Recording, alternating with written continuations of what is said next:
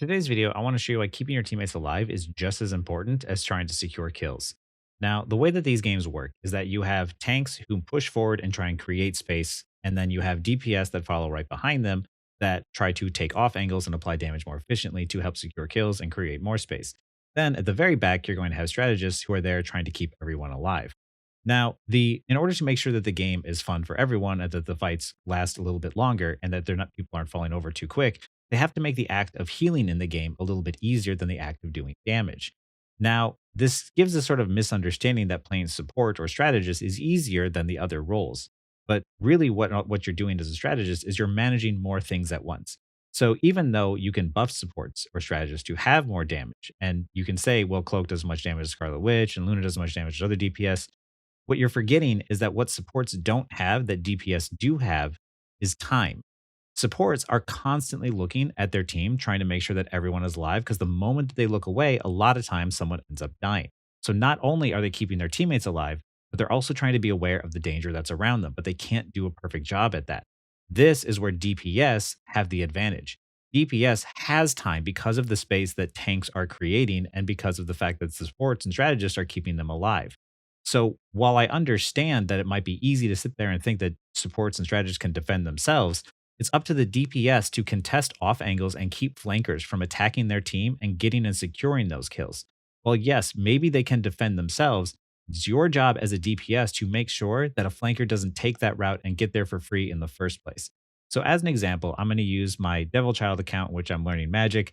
I'm up to GM1 with her, and I'm going to show you how I attacked the backline for free here, and it was completely uncontested, leading us to win the fight. So here you see is the time I'm talking about. My tanks are currently taking damage. My supports are keeping them alive. I have time to walk around to the backside and see their team and their supports not paying attention.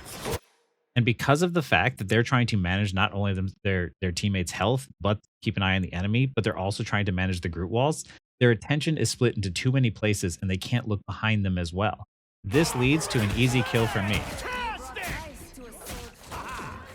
Now I'm attacking the Invis woman, and because of the fact that now I've pulled attention, I've used my combos. Now Black Panther comes in afterwards and uses his combos to finish off the rest of the team. And from the rest of his time is just clean up.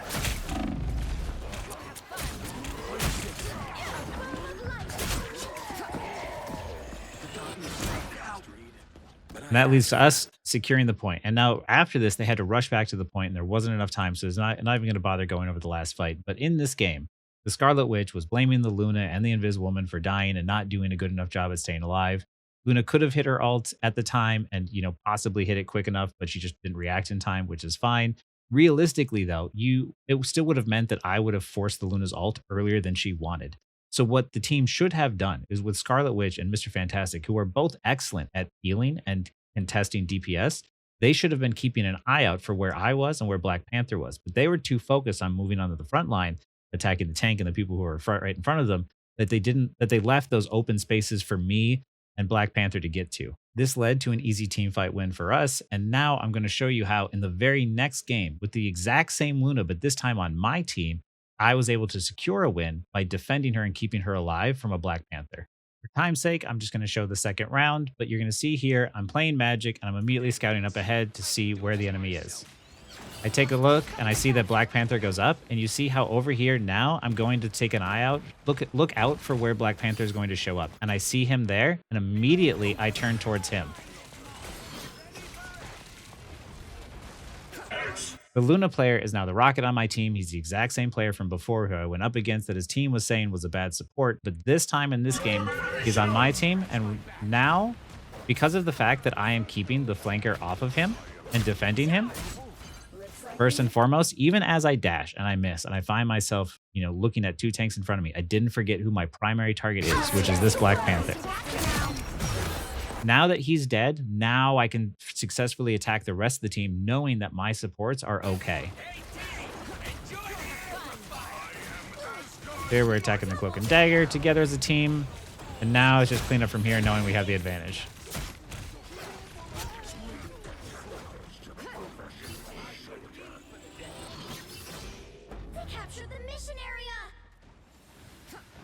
By the way, it is best to break this geometry early after you secure the point because of the fact that there are many times where you go and you fight up ahead and the level breaks on you and separates your team. So if you can, break this stuff early. So here, I'm just scouting and I'm trying to see what the enemy team is doing, right? Enemy ahead of us. I'm not about to go up there and be the front line. I am not the tank. That is not my job. I am here to try and contest space. I'm here to take those off angles to help my team, but I'm not there to tank the damage into front line. I'm trusting my team to do that. And now, once again, now that I've been looking for the Black Panther the whole time and I've been hanging out waiting for him, I see where he is. I do damage, we force him out, and even though we didn't kill him, we forced him away, which means that now my strategists are safe to heal the rest of my team. Here I'm applying damage, but I'm not using my abilities. I'm holding on to them because of the fact that I need to wait for them until the Black Panther appears. I am just trying to apply pressure. I don't need to do anything right now because of the fact that we still have control over the point. I don't need to try and get kills. I need to just try and hold on to this point. And the one thing that could really risk us losing this point is if my strategists die. And the biggest threat to my strategists right now is that Black Panther. And now that I see him, I immediately pull my focus to him and I kill him. Now that he's dead, now you're going to see me attack the rest of his team. Because now my team is safe. Good job, Doc. I broke the unk.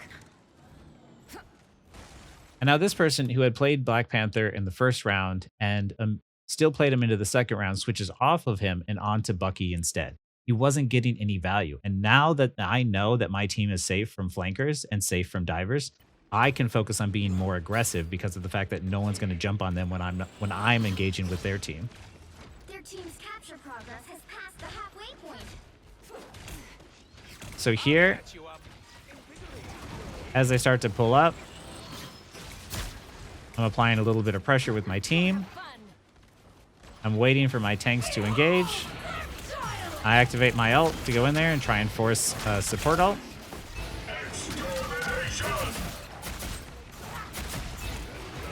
I am And ready. right here, we force the Luna ult. Now it's time to get out and rejoin with my team.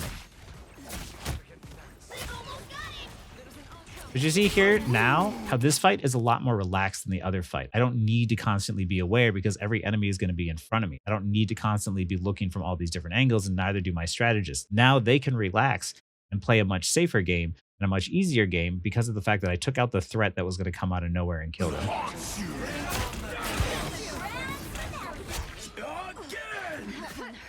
Luckily, our Bucky starts to pop off here, and we get a couple of great picks. A nice deep freeze. With no support ult, it's easy to kill the last few people. Keep fighting until we have a winner. Did I break your spirit? And the last one's Ultron, and that is game. But you see here how even though the person on his team was saying that, well, it's because I wasn't getting enough heal, it's because my strategist wasn't very good. I had the exact same strategist on a map where I went 2-0 easy victory on. And it's because of the fact that I was able to keep them alive that they were able to do so well. A lot of times people in this game forget that how difficult it is sometimes to go up against some of these other DPS. Even other DPS struggle with them. Iron Fist, Black Panther, Magic, Psylocke, even Captain America, Spider-Man as well. A lot of these heroes are very difficult to try and win in a 1v1 duel. And when you are playing a strategist and you're trying to heal people, but also defend yourself at the same time, it becomes very difficult. So what I like to do is I look to see what the enemy team comp is, and I try to shut down their plan and then do my plan afterwards. I found it's much easier to do it this way by peeling constantly than it is to try and just see whoever's backline dies first.